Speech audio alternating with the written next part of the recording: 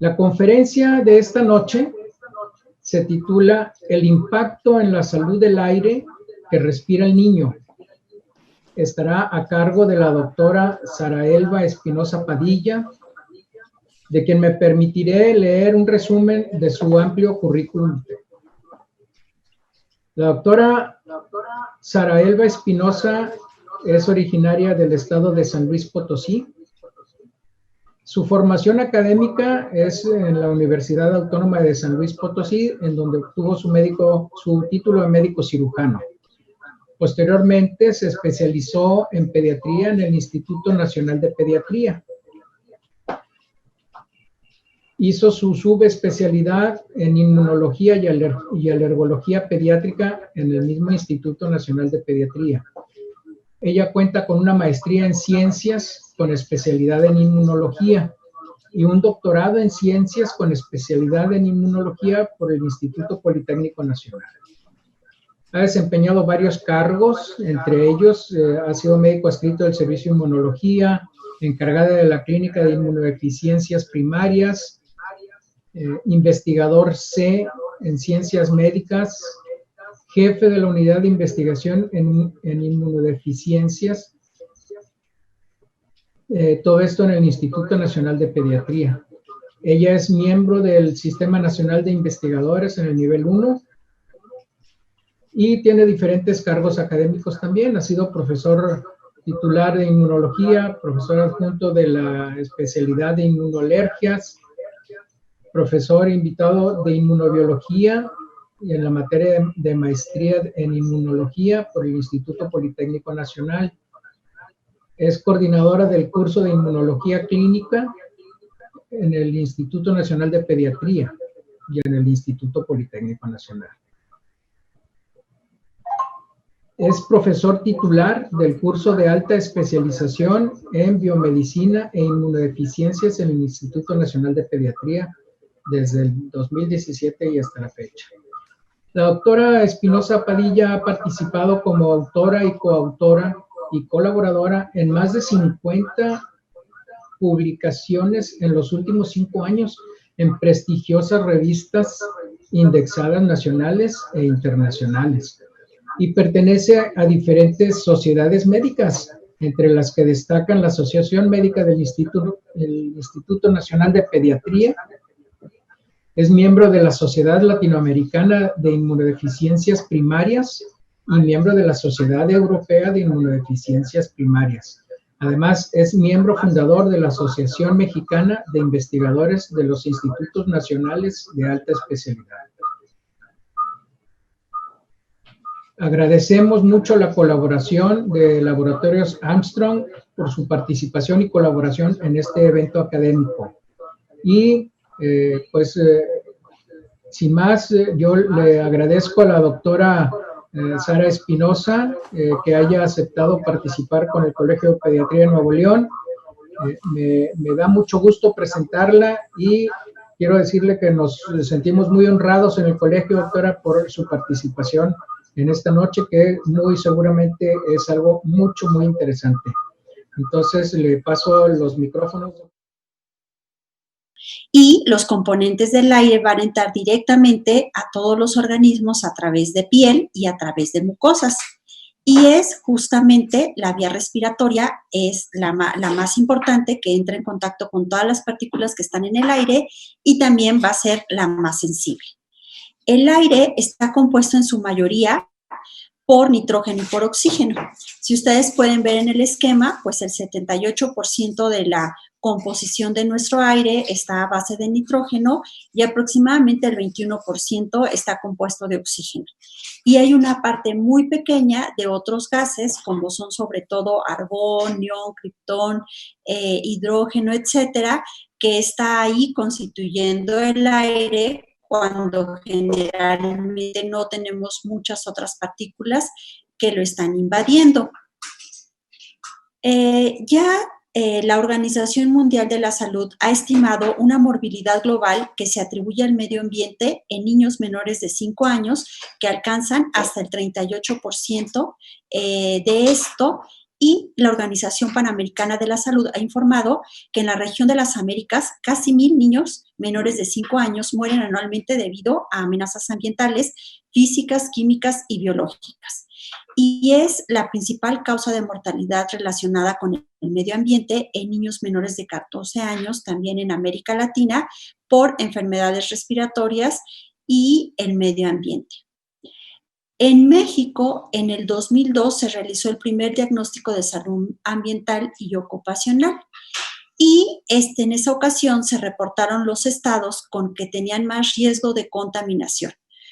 Contaminación por diversas índoles como metales, como el mercurio, plomo, magnesio, por pesticidas, por toxinas y por emisiones volcánicas. La mayoría presentaban problemas de desechos peligrosos y algunos estados, por ejemplo, como Yucatán, tuvieron una morbilidad muy alta, incluso mayor que la tasa nacional, acerca del número de casos de asma que se presentaban. Y bueno, hablando entonces de esta contaminación, vamos a ver qué es lo que le llamamos contaminación del aire. Pues bien, la presencia de agentes físicos, químicos o biológicos que modifican las características naturales de la atmósfera son lo que van a constituir la contaminación del aire. Y esta contaminación está generada generalmente por las actividades humanas en mayor proporción y en menor medida por procesos naturales. Esta contaminación por estos agentes va a provocar daños a la salud de todos los seres vivos y también del medio ambiente, y por eso es muy, muy importante desde el punto de vista médico. Y la Organización Mundial de la Salud ha estimado que 1 de cada 9 muertes en todo el mundo puede ser resultado de condiciones relacionadas con la contaminación atmosférica. Ahora bien, ¿quiénes van a participar de los contaminantes atmosféricos? Los contaminantes atmosféricos más relevantes para la salud van a ser este material particulado.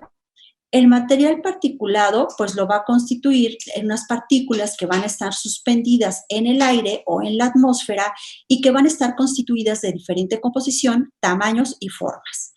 La mayoría son producto de la quema de combustibles fósiles, aunque pueden tener una composición química variable y tienen diferente tamaño. Las más importantes se han evaluado en aquellas que tienen un diámetro de 10 micras o menores, y ahora vamos a ver por qué, y entre más pequeñas, pues van a poder penetrar en la vía aérea, y una vez que hacen contacto con la superficie epitelial, pues van a producir reacciones e interacción con células del sistema inmunológico.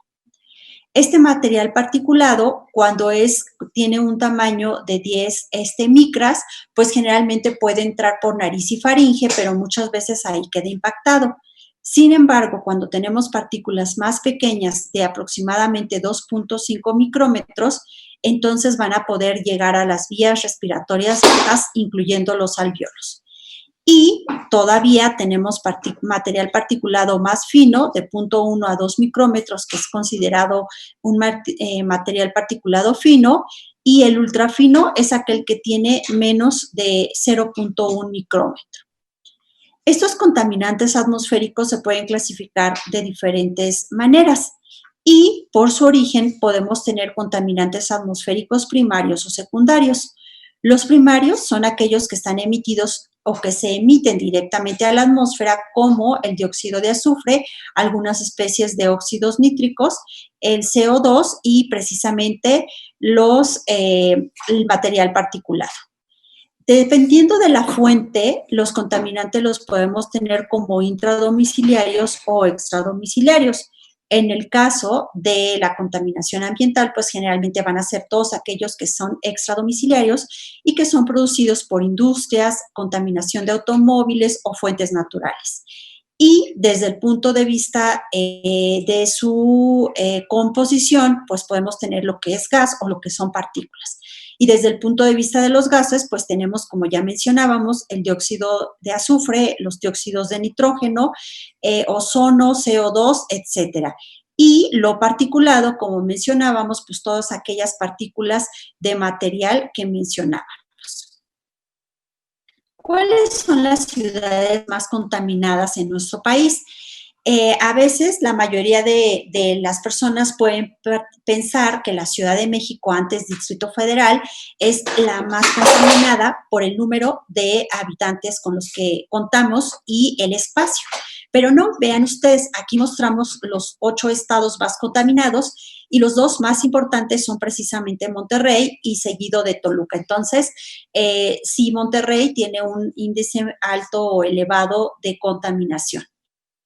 Y aquí pueden ver ustedes el Sistema Nacional Informativo en la Calidad del Aire, conocido como SINAICA, al día de hoy y las recomendaciones. Hoy a las 6 de la mañana, que abrí la página, estos eran los índices y, bueno, Monterrey, Ciudad de México, sobre todo, están en color naranja. Y este reporte de la calidad de aire metropolitana para hoy también en la mañana, en esta región de Nuevo León, pues marcaba 89 microgramos por metro cúbico de contaminantes PM10 y podemos ver aquí también en una imagen ya dentro de la zona qué zona es la que está sobre todo en punto naranja y las otras en punto amarillo. ¿Y qué con estas zonas? Bueno, generalmente la vigilancia de los contaminantes se va a estar expresando como índice en bueno, regular, malo, muy malo, extremadamente malo, y cada uno de estos va a tener un riesgo que va desde bajo hasta extremadamente alto. Y ustedes pueden ver aquí los parámetros que se toman en cuenta para decir qué índice o qué riesgo. Y vamos a ver que esto está basado en el intervalo precisamente de este material particulado con 10 micrómetros o con 2.5 en un promedio móvil ponderado a diferentes horas, generalmente 12 horas, con un intervalo de ozono también promedio de 1 hora y además de dióxido de nitrógeno, dióxido de azufre y CO2. Entonces, todos estos parámetros se toman en cuenta y vemos que cuando tenemos un índice bajo con un riesgo, un buen índice con un riesgo bajo, pues generalmente ustedes pueden ver ahí los parámetros para cada uno de estos indicadores. En amarillo ya vamos a tener un índice aceptable cuando tenemos un nivel de riesgo asociado moderado. En el naranja, como ustedes pudieron observar que el día de hoy a las 6 de la mañana había este índice de naranja en donde la calidad del aire es mala y el nivel de riesgo asociado es alto, quizá en 1 hora pico todavía se podía ir al rojo, que nos indica que el índice de aire es malo y el nivel de riesgo también es alto. Y bueno, ya pasar a esta fase morada en donde tenemos un índice de aire extremadamente malo con un riesgo muy alto para la salud. Vean ustedes la cantidad de material particulado de 10 micras o de 2.5 que se requiere para estar en esta situación. Entonces, podemos decir que la contaminación ambiental va a estar dada en base a la concentración y al tipo de cada uno de estos elementos que están presentes en el aire de manera general. ¿Y qué sucede con todos estos factores que se encuentran en este aire que respiramos? Bueno, todos ellos pueden tener diferentes riesgos para la salud. En general, se ha visto que riesgos para la salud lo vamos a ver sobre todo en personas que tienen enfermedades previas y sobre todo en aquellas que tienen enfermedades previas de las vías respiratorias, como las enfermedades alérgicas, en niños menores de 5 años, porque ellos todavía su vía aérea está en desarrollo y porque además su sistema inmunológico también está en maduración, entonces para ellos esta contaminación ocasiona más riesgo. En adultos mayores de 75 años, porque también puede ser que en su vida tengan diversos factores que hayan influido en la calidad de su vía aérea y también por esa fatiga del sistema inmunológico que ellos pueden llegar a presentar, y en personas con bajos recursos. ¿Por qué? Porque ellos muchas veces pueden tener en su casa un tipo de cocina para los alimentos, como por ejemplo la leña, etcétera. Entonces, todas estas características en las personas hacen que puedan ser más susceptibles a un riesgo de salud con esta contaminación ambiental. ¿Qué otra cosa se ha determinado? Bueno, se ha visto los efectos de la contaminación en el aire también si es que las personas se exponen en un plazo corto o en un plazo largo. Y obviamente el plazo más largo y de mayor duración va a ser más significativo para la salud pública. Y se ha asociado con diferentes porcentajes en diferentes padecimientos. Aquí podemos ver, por ejemplo, que en las muertes por cáncer de pulmón se ha asociado hasta en el 36% de ellos, en la enfermedad pulmonar obstructiva crónica hasta en el 35%, también tiene participación en accidentes cerebrovasculares hasta en el 34% y en las cardiopatías isquémicas como en el 27%.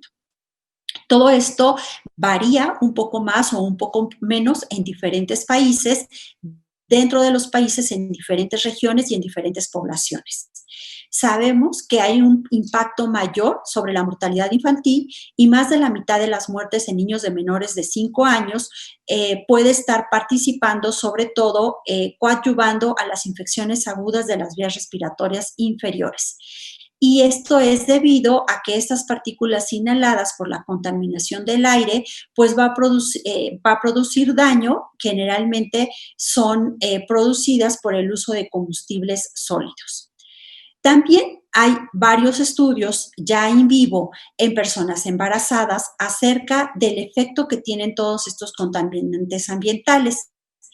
Y de manera general y resumida podemos ver que en diferentes estudios se ha observado una alteración en la maduración pulmonar desde inútero, además una repercusión al nacimiento con bajo peso y talla baja, una mayor predisposición a enfermedades alérgicas y una repercusión en el sistema inmunológico, tanto en la inmunidad innata como en la inmunidad adaptativa.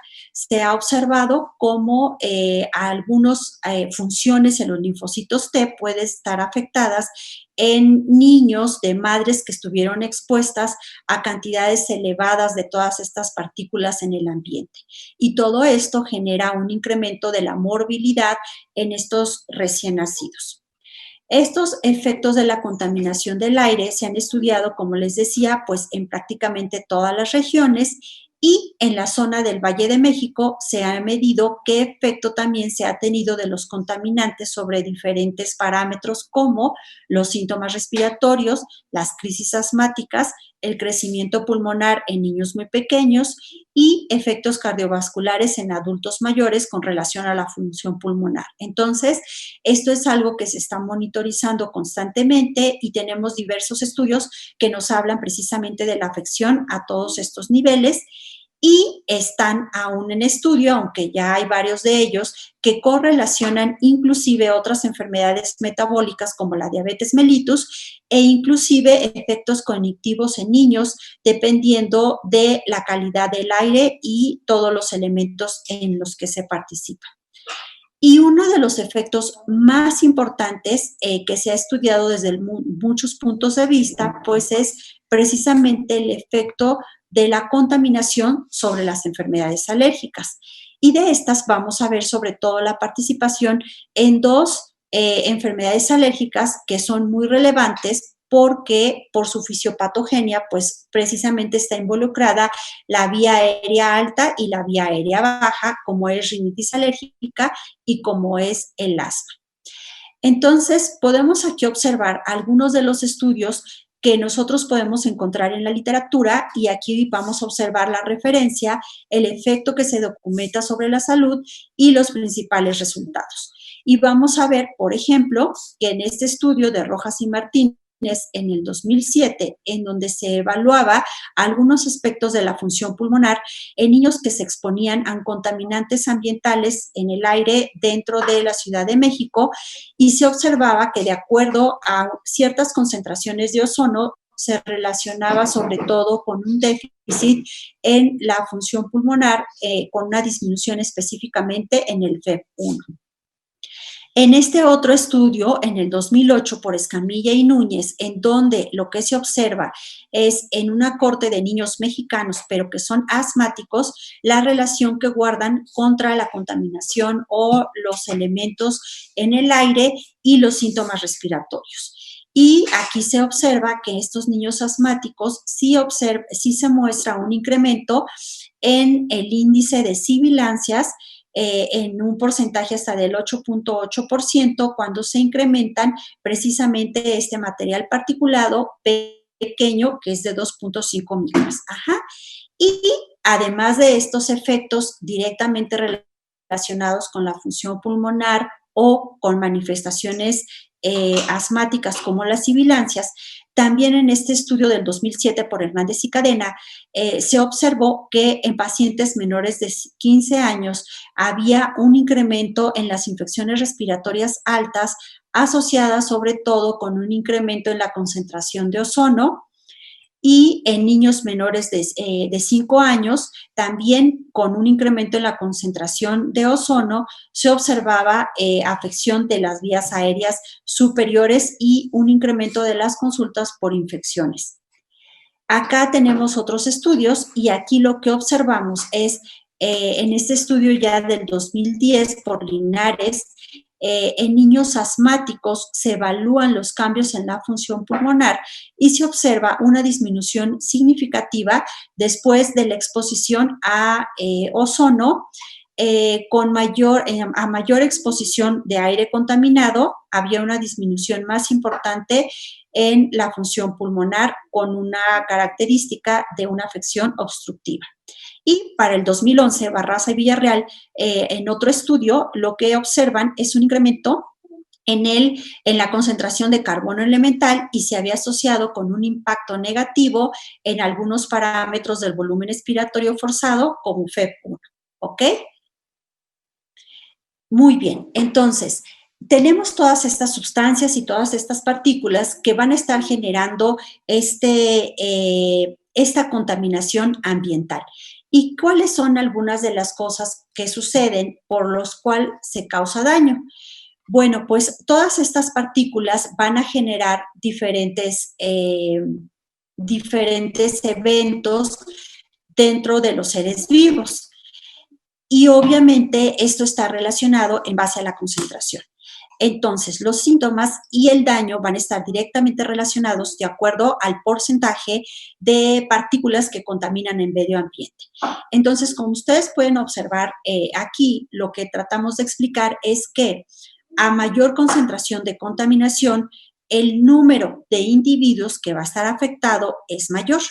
Pero también cada uno de esos individuos que está afectado a mayor concentración tiene menos mecanismos naturales para eliminar el estrés oxidativo que causan estos materiales. Entonces, muchos de estos contaminantes, como los que observamos aquí, que ya hemos estado mencionando, como el dióxido de azufre, el ozono, etcétera, van a hacer contacto con las células epiteliales y se va a producir por diferentes mecanismos un estrés oxidativo con una producción incrementada de radicales que son oxidantes. Cada uno de nosotros tenemos diferentes mecanismos, sobre todo a nivel de enzimas como la superóxido dismutasa, catalasa, etcétera, que puede revertir esta generación de oxidantes. Sin embargo, entre mayor sea la cantidad de material expuesto contaminante, la capacidad de cada individuo para poder generar este efecto antioxidante va a ser menor.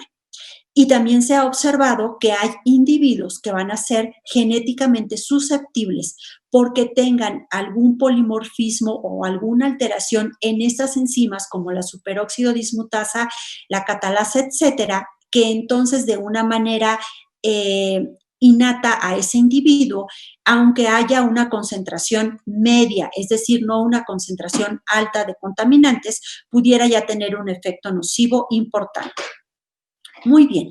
¿Y qué pasa entonces a nivel epitelial, tanto de las vías aéreas superiores como inferiores? Pues nuestros epitelios van a estar expuestos constantemente a todos los desafíos del aire que vamos a estar inhalando. De manera natural, nuestro epitelio, pues es un epitelio cilíndrico que va a estar constituido en su parte del lumen o en su exposición hacia la vía aérea y el exterior de estos cilios que van a estar impidiendo la penetración de muchas partículas.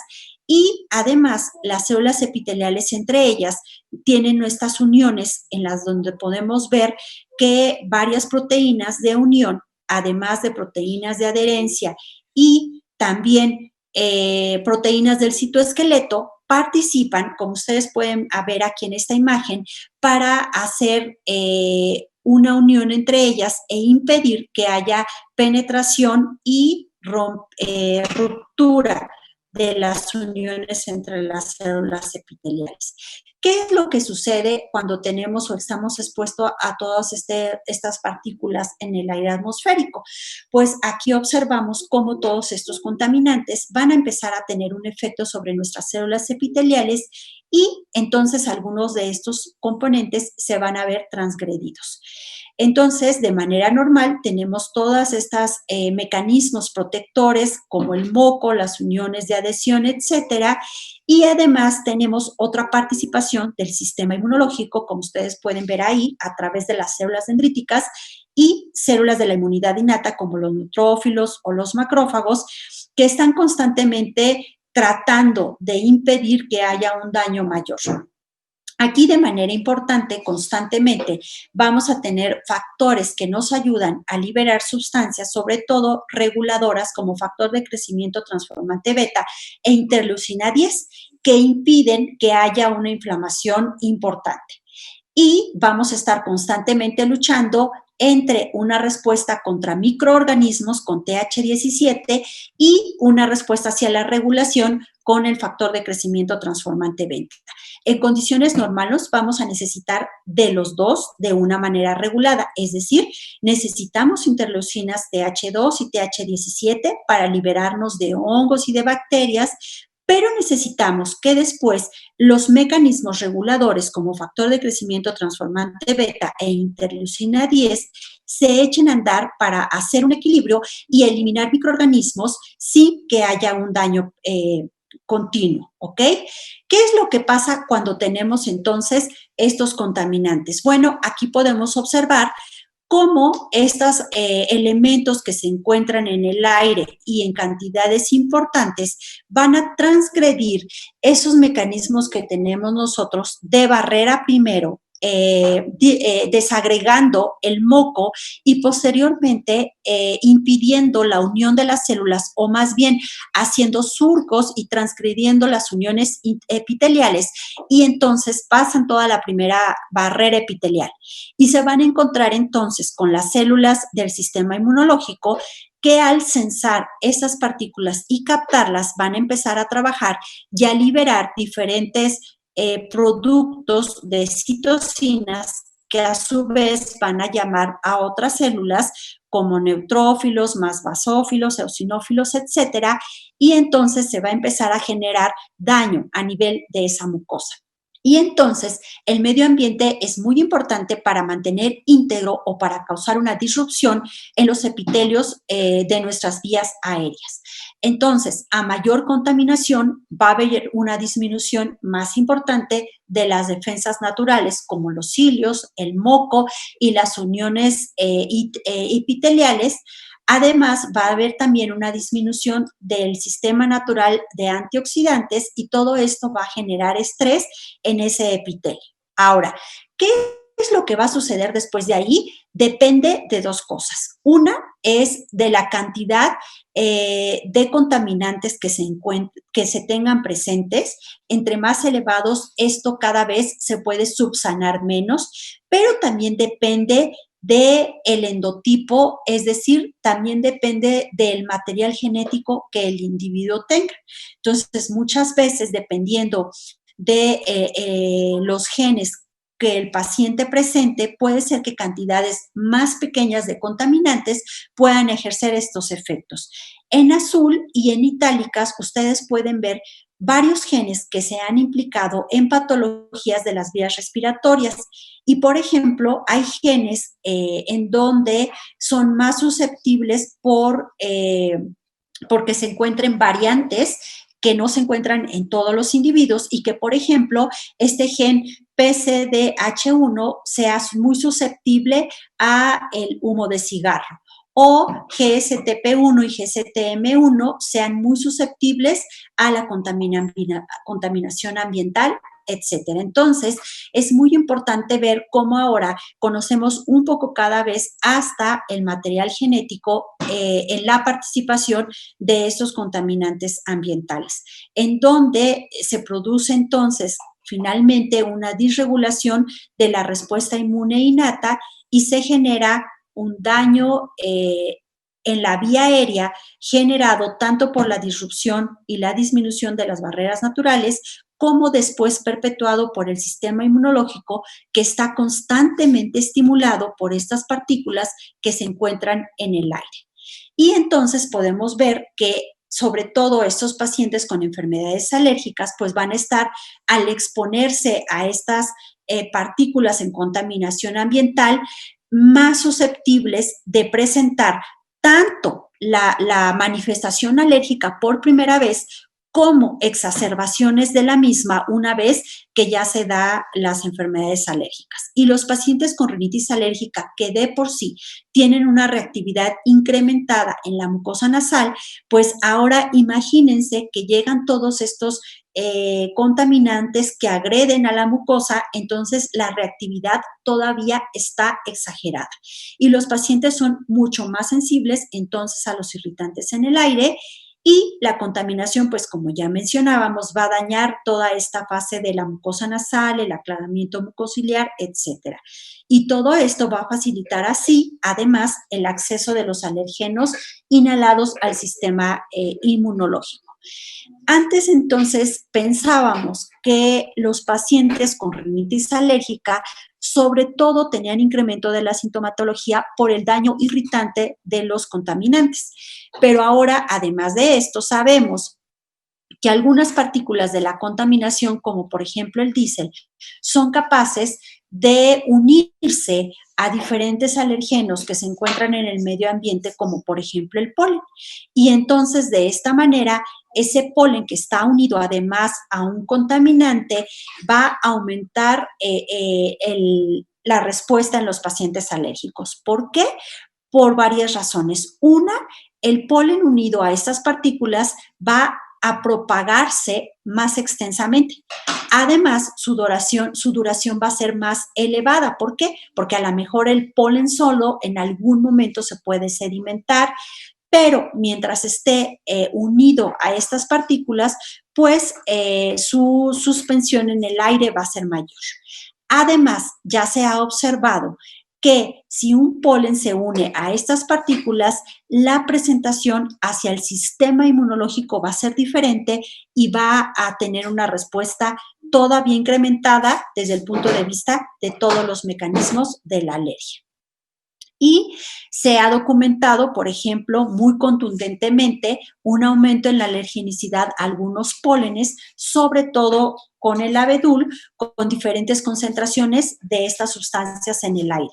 También algunos estudios de provocación nasal, sobre todo en pacientes con alergia con ácaros, en donde se realiza un desafío combinado con el alergeno del polvo y partículas de escape de diésel, se ha observado cómo esos pacientes degranulan de una manera más exagerada sus mastocitos o células cebada y entonces produce una mayor sintomatología y gravedad de los síntomas de la rinitis alérgica. Y también se ha observado un incremento muy importante en la producción de IgE, es decir, en un patrón TH2 por aumento de la contaminación, y además se ha medido esa IgE de manera específica y entonces se ha observado un incremento de IgE específica contra alergenos comunes como alergenos de polen, alergenos de ácaros en los pacientes que están expuestos a mayores concentraciones de estos contaminantes. Y hoy en día para todos los médicos, médico general, el pediatra, el alergólogo, pues es muy común como ya los pacientes llegan y nos refieren que ellos sienten o checan desde el punto de vista de sus síntomas cuando el aire es diferente. ¿Por qué? Porque a mayor aire contaminado, ellos inmediatamente tienen mucho más moco, mucho más comezón nasal, etcétera. Entonces, muchas veces ellos son los principales sensores de la calidad del aire que tenemos en nuestros estados.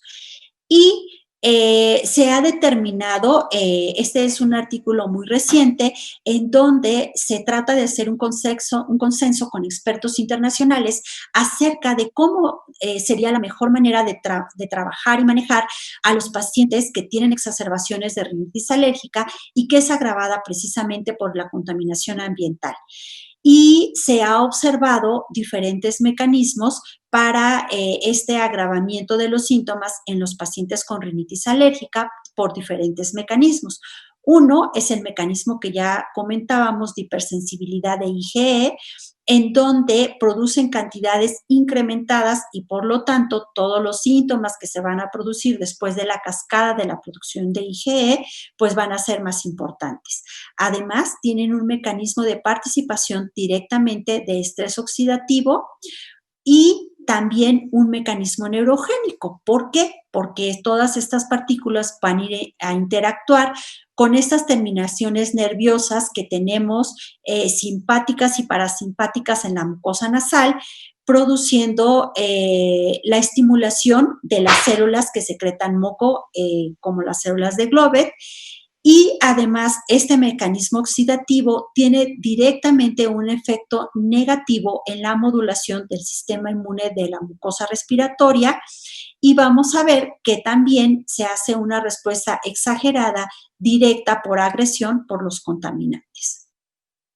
Y entonces, estos alergenos que se encuentran también, además, en el aire que respiramos, que van a estar ahí presentes, si a ello le sumamos estas material particulado de diferentes fuentes y de diferente índole químico, entonces cuando se encuentran todos ellos en el medio ambiente, en el aire que respiramos, pues van a interactuar, ya decíamos, con las células epiteliales y con esta respuesta inmunológica, incrementando la inflamación e incrementando la respuesta por las diferentes citocinas como interleucina 4, interleucina 13 y haciendo o causando un desbalance muy marcado hacia la respuesta TH2.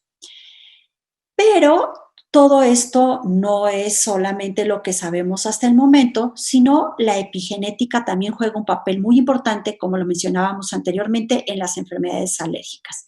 Y se ha observado entonces que, hablando específicamente de los contaminantes, como el humo de los cigarros o como las partículas de diésel o los hidrocarburos que están presentes en el medio ambiente, pues pueden jugar una participación a través de actuar precisamente sobre el DNA. Hoy en día sabemos que para que el DNA se exprese y esos genes que están contenidos den origen a RNA y a proteínas, se requiere que el DNA sufra de algunas transformaciones transitorias como es metilación, acetilación, desacetilación de histonas e inclusive el añadirse ciertas sustancias para dar metilación del DNA. Entonces, estos contaminantes del medio ambiente participan también a nivel del material genético, induciendo la participación de acetilación, desacetilación, etcétera, y dando entonces un fenotipo hacia, por ejemplo, enfermedad pulmonar obstructiva crónica, a asma, etcétera. Entonces, la participación de estos contaminantes, además de agredir las barreras mecánicas y de primera línea de defensas, además de participar a través del sistema inmune, van a interactuar con el DNA del individuo, incrementando la susceptibilidad a estas enfermedades a través de los genes que ustedes observan aquí y que también habíamos comentado anteriormente. Y entonces tenemos estos fenotipos clínicos con los genes que podemos observar, y en el caso de tabaco y enfermedad pulmonar obstructiva crónica tenemos sobre todo la participación en los genes a nivel de GSTM y GSTP en macrófagos, por ejemplo, mientras que la participación de partículas de diésel o de hidrocarburos vamos a tener una participación sobre todo para la expresión de asma y de enfermedad pulmonar obstructiva crónica, con genes que regulan la inmunidad como FOXP3 y los genes de interferones. Entonces, la relación de genes y epigenoma es muy importante también en el caso de la contaminación ambiental, produciendo diferentes efectos epigenéticos y entonces siendo relevantes para enfermedades como el asma alérgico y el asma no alérgico. Y este es un resumen de los genes que participan en hiperreactividad con contaminantes. Si vean ustedes, no son poquitos genes, tenemos una participación importante de genes que al interactuar con estas moléculas, pues van a dar origen a la presentación de asma. Del lado derecho tenemos sobre todo los genes que participan o que a través de ellos se modula la respuesta hacia un asma no alérgico, y del lado izquierdo los genes que participan sobre todo sobre una respuesta de asma alérgica, y obviamente siempre hay los que se translapan, ¿no? Entonces, la participación de estas partículas que contaminan el aire van a tener una relevancia al encontrarse con estos genes el individuo para definir que se generen estas enfermedades o que tengan exacerbaciones de la misma. ¿Y qué hacemos cuando tenemos toda esta información acerca de la contaminación en el mundo, en Latinoamérica, en nuestro país y en nuestra entidad?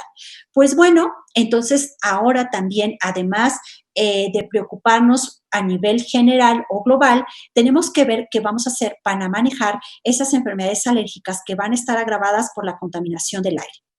Entonces, en los pacientes específicamente con rinitis alérgica y con asma, pues siempre es muy importante tratar de encontrar esos síntomas que ya mencionábamos que se presentan para hacer el diagnóstico de una o de otra, pero además que presentan exacerbación.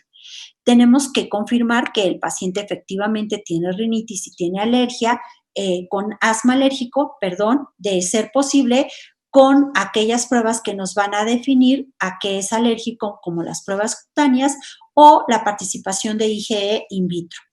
Pero también es muy importante iniciar medidas no farmacológicas como monitorear la contaminación del aire, reducir los factores que puedan incrementar el riesgo de exponerse más a contaminantes como el humo de tabaco, y tratar en casa de tener una participación de eliminar partículas intradomiciliarias, abriendo ventanas y ayudando a la ventilación. En el caso de la rinitis alérgica, una vez que pasamos de esta fase no farmacológica, pues hay que liberar estos síntomas que se producen en los pacientes, como la congestión, la rinorrea, los estornudos, la comezón y la descarga posterior, que si alguno de ustedes tiene, pues saben que es muy, muy molesto, o tienen algún familiar, o bueno, como vemos a nuestros pacientes, ¿no?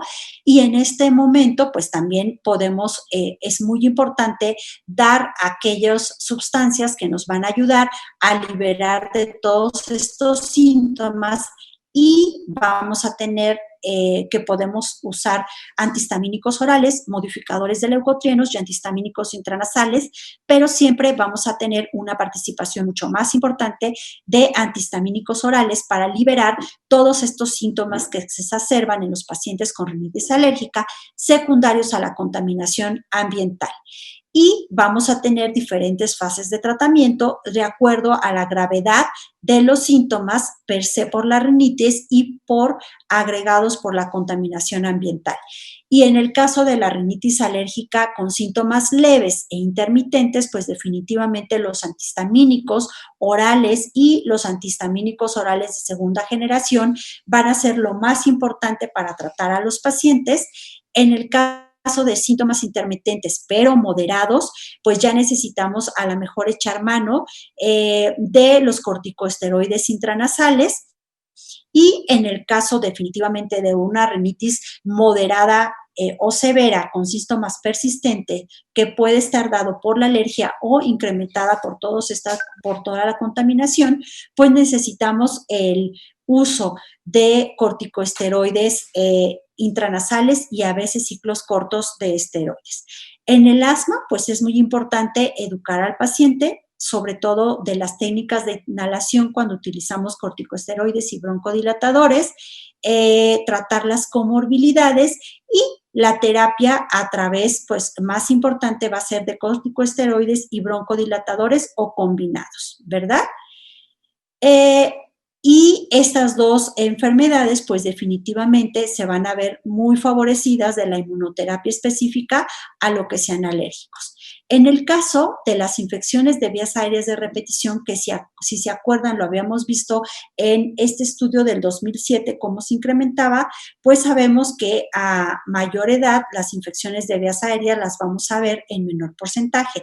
Sin embargo, en los pacientes expuestos sobre todo hoy en día a la contaminación, pues vemos que cada vez son más frecuentes en nuestro consultorio. Y esos niños sanos que no van a necesitar una investigación sobre inmunodeficiencia primaria tienen un factor de riesgo que es la contaminación, pero son niños que crecen bien, que tienen una exploración física normal, que responden rápidamente al tratamiento.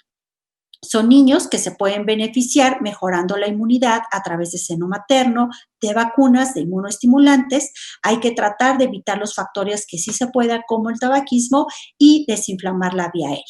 Y hablando de los inmunoestimulantes, pues sabemos que podemos tener diferentes inmunoestimulantes en el mercado, pero algo muy importante es saber si realmente estos inmunoestimulantes pueden modificar la respuesta inmunológica para mejorar la respuesta a virus, bacterias y a hongos. Y precisamente un buen inmunoestimulante va a ser aquel que module de tal manera que incremente la respuesta inmunológica sin causar daño, disminuyendo infecciones, pero además ahora ya sabemos que también regulando para tratar de no generar daño. Y todo esto, entonces, si tenemos un inmunoestimulante que tenga este mecanismo dual, pues será mejor. Actualmente tenemos diferentes inmunoestimulantes en el mercado, como los inmunoestimulantes sintéticos, como pidotimod, que es un dipéptido, los extractos bacterianos y algunos otros. De todos estos, el que tiene un mejor mecanismo para conocerse de acción, pues van a ser sobre todo los extractos bacterianos y estos péptidos sintéticos como pidotimod. ¿Y qué vamos a hacer para ayudar a construir un ambiente más saludable en nuestro paciente? Pues no es muy importante proporcionar información sobre los signos de la contaminación a nivel del aire por las partículas en poblaciones vulnerables como nuestros pacientes con alergia. También podría ser muy importante tener sensores para medir el nivel de contaminación del aire y alertar entonces a las personas que son alérgicas y tratar de tener un mejor control de los síntomas. El uso de aplicaciones móviles para llevar registros digitales también está muy de moda actualmente para ayudar a identificar y a disminuir los síntomas de alergia y pues ya sabemos, como mencionábamos, que muchas veces los mismos síntomas son marcadores que nos indican que está pasando todo esto en nuestros pacientes. La ciudad de Monterrey está muy activa a través de todo esto.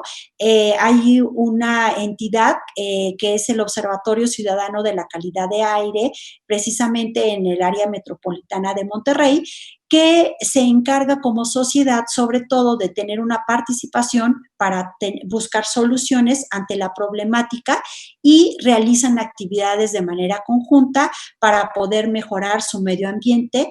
Y de hecho hay un artículo que ya sacaron publicado en salud pública acerca de la mortalidad asociada con partículas suspendidas finas y gruesas en habitantes de la zona metropolitana de Monterrey, y si quieren saber más del artículo le pueden preguntar al doctor Juan Manuel Flores. Entonces, es muy importante generar políticas para reducir la contaminación y proporcionar beneficios de salud que estén encaminados a disminuir las enfermedades relacionadas con la contaminación y disminuir sus efectos.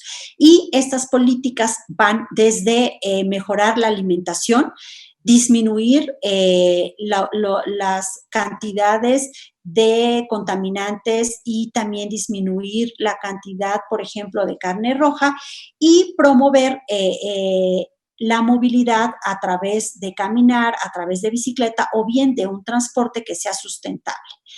Y bueno, con todo esto, que es una manera muy rápida de platicar un poquito acerca de mucho de lo que ya se sabe ahora de contaminación, pues queremos cada vez más tener un impacto en nuestras autoridades para que se ejerzan políticas en donde podamos tener disminución de la contaminación, y en lugar de tener a nuestros niños expuestos a esta contaminación, pues tener cada vez una mejor calidad de aire, y en donde nuestros niños, una vez que termine la pandemia, pues puedan salir a respirar un aire mejor.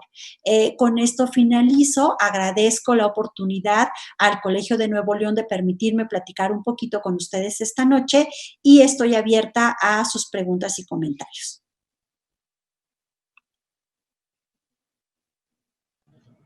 Muchas gracias, doctora Sara Espinosa.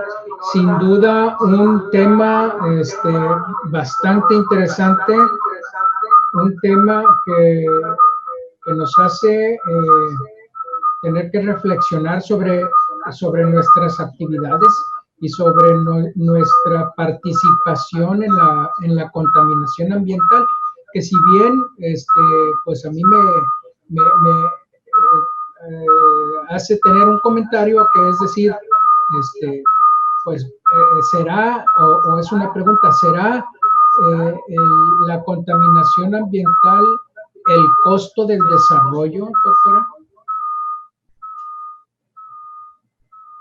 Sí, definitivamente nosotros hemos generado como humanidad de manera muy importante esta contaminación con la tala de bosques, con la construcción de megaedificios, con la cantidad incrementada que tenemos de vehículos. Cada vez más las familias utilizan un vehículo por persona en lugar de por familia, por nombrar alguna de las cosas en las que hemos participado para tener o favorecer esta contaminación en nuestro aire. Muy bien. Doctora, hay una serie de preguntas también de la audiencia. El doctor Juan Héctor Meléndez Romero nos pregunta, ¿cuál será el panorama de la contaminación ambiental si se incrementa otra vez el uso de energías fósiles como el carbón, que promueve la CFE para sus plantas productoras de electricidad? Bueno, pues indudablemente, si nosotros echamos mano cada vez más de productos que pueden contaminar nuestro sistema ambiental, pues esto va a generar cada vez un caos mayor. A veces la tecnología no toda va hacia la participación de contaminantes, porque por ejemplo ahora ya tenemos estos vehículos que son híbridos o los vehículos que son totalmente eléctricos, que van a ayudar a disminuir la concentración. Entonces a veces esta tecnología ayuda o puede favorecer la contaminación. Entonces, indudablemente, si nosotros generamos partículas que van a favorecer que se produzcan todas estas sustancias en el aire, pues vamos a tener indudablemente una contaminación mayor. Muy bien. Hay una pregunta del doctor Ledesma Chacón. ¿El uso del cromoglicato de sodio o nedocromilo, cuándo es recomendable? Sobre todo en las fases de sintomatología leve o moderada a leve, pero esa moderada que sea intermitente, no persistente, sabemos que ayuda estabilizando un poquito los fosfolípidos de membrana de la célula cebada, y entonces de esta manera tenemos más estable toda la actividad del citoesqueleto dentro de las células e impedimos que haya liberadores que son inflamatorios, ¿no? Entonces lo podemos utilizar, pero sobre todo en las fases leves o moderadas intermitentes de rinitis alérgica. Muy bien. El doctor Juan Manuel Flores Doria dice, ¿es posible pensar que las comunidades rurales tienen una incidencia menor de enfermedades respiratorias relacionadas con la contaminación del aire y una información genética menos afectada para transmitir vulnerabilidad? Aquí hay dos factores. En términos generales, sí. ¿Por qué? Porque están expuestos precisamente a mucho menos urbanización que genera contaminantes.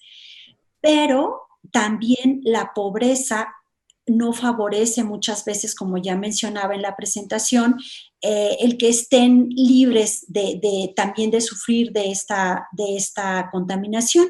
Y de hecho, por ejemplo, ahora que estuve revisando la plática, yo encontré un artículo en donde se hizo un estudio para evaluar la contaminación en una población maya de México.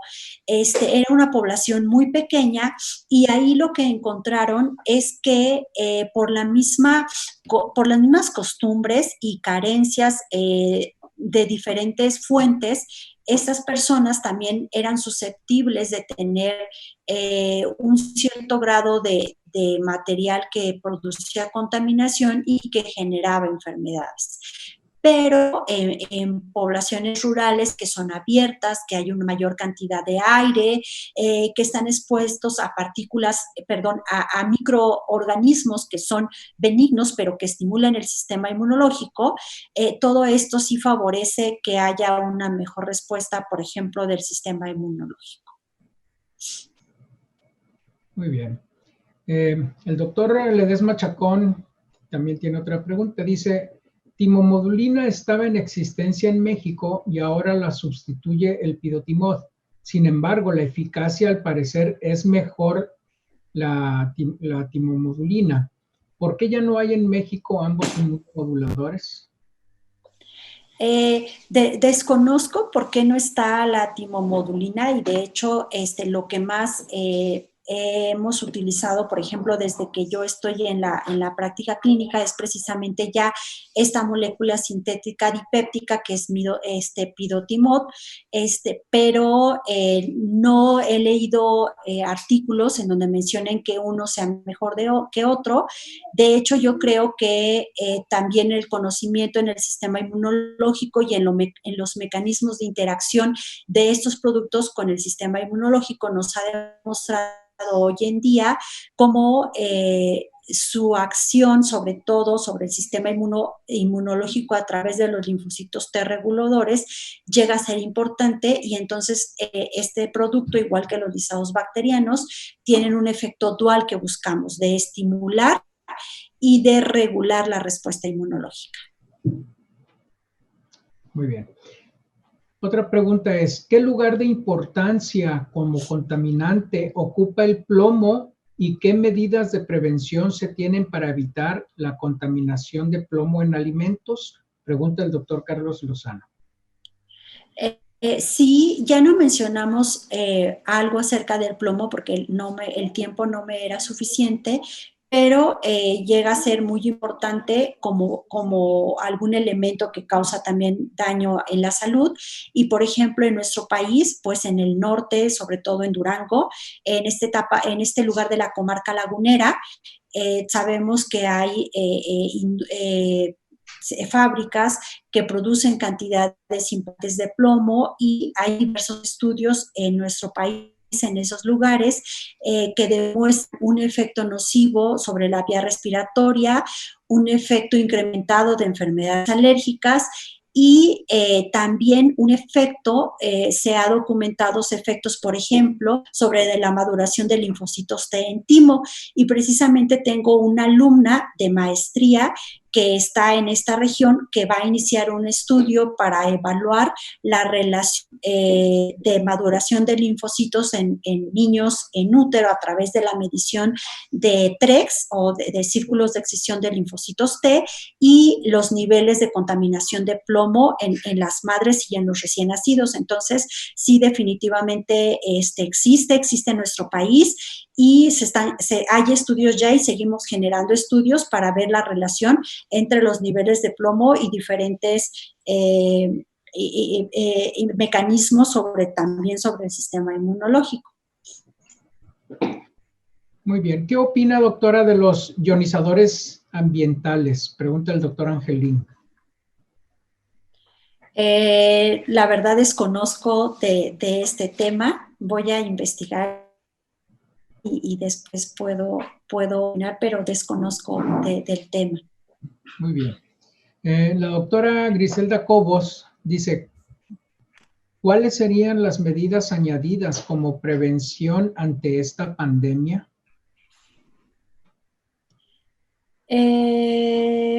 Bueno, yo he leído de algunos artículos que en donde se menciona que diferentes factores pueden participar para mejorar o disminuir la respuesta a SARS-CoV-2, dependiendo del ambiente o de la contaminación. Pero lo que es cierto es que hasta este momento no ha habido una evidencia en donde veamos que la participación per se de países con mayor contaminación tienen índices de mayor morbilidad por virus de SARS-CoV-2. Sería muy lógico pensar que si tenemos más contaminantes, hay más agresión al aparato respiratorio y que entonces si el virus entra a un epitelio que está dañado, pues puede ser más agresivo. Sin embargo, la verdad, lo que parece hasta el momento es que aunque esto puede ser real, el factor más importante determinante para una respuesta de un estadio hacia la gravedad, de un estadio 2 o 3 por SARS-CoV-2, es sobre todo la participación del sistema inmunológico. Y de hecho les puedo comentar que estamos participando como país en un consorcio internacional para buscar errores innatos de la inmunidad y una respuesta de SARS-CoV-2 grave. Ya se encontraron las primeras mutaciones o las primeras variantes genéticas en diferentes genes de la inmunidad, que todavía no les puedo decir cuáles son, pero yo espero que muy pronto salgan 2 artículos que van a hablar de esto. Entonces, no se ha demostrado una participación súper importante de la contaminación como respuesta a SARS-CoV-2, a diferencia de una respuesta inmunológica alterada. Muy bien. El doctor Severiano Leal dice, sabemos de tantos químicos en el aire, pero ya se sabe de químicos nuevos que se forman en el aire y que desconocemos. ¿Cuál es su opinión, doctora? Pienso que sí, que siempre, de hecho, si se fijan, cuando veíamos la clasificación de los contaminantes, de acuerdo a su origen, había los primarios y los secundarios, y los primarios pues eran los que salen directamente de las fuentes, y los secundarios son los que se forman por la interacción de una mezcla de estos mismos componentes. Puede haber muchas veces algunos elementos químicos que salgan sobre todo de la interacción de 2 o más de estos componentes. Entonces, sí, sin lugar a dudas puede haber otros contaminantes nuevos que se empiecen a formar por mayor cantidad, por mayor interacción, pero también por actividades que nosotros generamos nuevas como seres humanos. Muy bien. En los pacientes alérgicos, doctora, ¿qué tanto mejora el uso de cubrebocas para evitar las micropartículas? ¿Son adecuados? Pregunta el doctor Hugo Castro. Fíjese que antes de la pandemia esto pues no lo tomábamos tanto en cuenta, pero ahora aprendiendo del virus, de la pandemia y de las barreras que ponemos o que utilizamos para protegernos, pues seguramente cuando muy probablemente en paciente con rinitis alérgica, en donde sepamos que va a haber un nivel muy importante de, por ejemplo, de material particulado, de contaminación, etcétera, y si ese paciente tiene que salir, pues muy probablemente ahora podamos decir que transitoriamente puede utilizar una de estas mascarillas y que va a tener un menor impacto en la respiración. Claro que sabemos que tiene que ser, no le va a servir si está todo el día en la calle, si tiene que comer, etcétera, pero probablemente pueda ser parte de un tratamiento transitorio cuando hay una cantidad elevada de contaminantes en nuestro ambiente. Muy bien. También el doctor Hugo Castro pregunta si es adecuado el hoy no circula en Monterrey para disminuir los niveles de contaminación. Pues en la Ciudad de México sí ha resultado favorable. Nosotros cuando tenemos una cantidad, cuando ya los niveles son muy elevados de todos estos factores y se establece el no circula, pues en días la contaminación disminuye, pero estas son medidas transitorias. Yo creo que en Monterrey, no sé, yo creo que también puede funcionar, pero definitivamente sería más importante tomar otras medidas para que podamos tener efectos más duraderos, ¿no? Como crear ciclopistas, caminar más, utilizar automóviles compartidos, etcétera. Y bueno, la generación de mejores combustibles y de vehículos sustentables. Pues, doctora, ha sido un tema bastante interesante que ha generado un gran número de preguntas de la audiencia que yo creo que nos podríamos pasar la noche entera revisando esas preguntas, doctora. Yo creo que por situación del tiempo vamos a tener que dejar estas preguntas en el tintero, y si usted nos lo permite y nos proporciona su correo electrónico, nosotros se las podríamos hacer llegar para que contestarlas luego a cada uno de los asistentes a esta audiencia. Doctora. Claro que sí, doctor. Muchas gracias. Yo voy a tomar su correo electrónico y se los voy a decir a la audiencia para que, si ellos gustan, todas estas preguntas que tenemos se las haremos llegar a usted. Le agradezco infinitamente, doctora, esta brillantísima participación. Tenemos a nombre del colegio un agradecimiento y un reconocimiento, que es este diploma que se lo vamos a hacer llegar físicamente, doctora.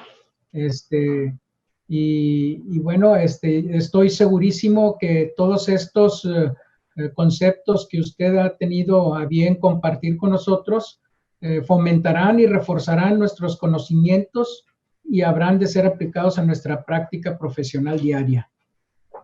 Le agradezco muchísimo, doctora, y a la audiencia, pues no me resta más que agradecerles su atención e invitarlos a la siguiente sesión del mes de agosto, en el que estaremos con un tópico de enfermedades respiratorias en tiempo de COVID, y para eso vamos a tener nosotros la presencia de la doctora Denise Nathalie Vaquera Aparicio. De todas maneras, les haremos llegar la invitación para el próximo 20 de agosto a las 20 horas, como es costumbre, tercer jueves de cada sábado. Muchas gracias a todos por su atención y nos vemos en la próxima. Hasta luego.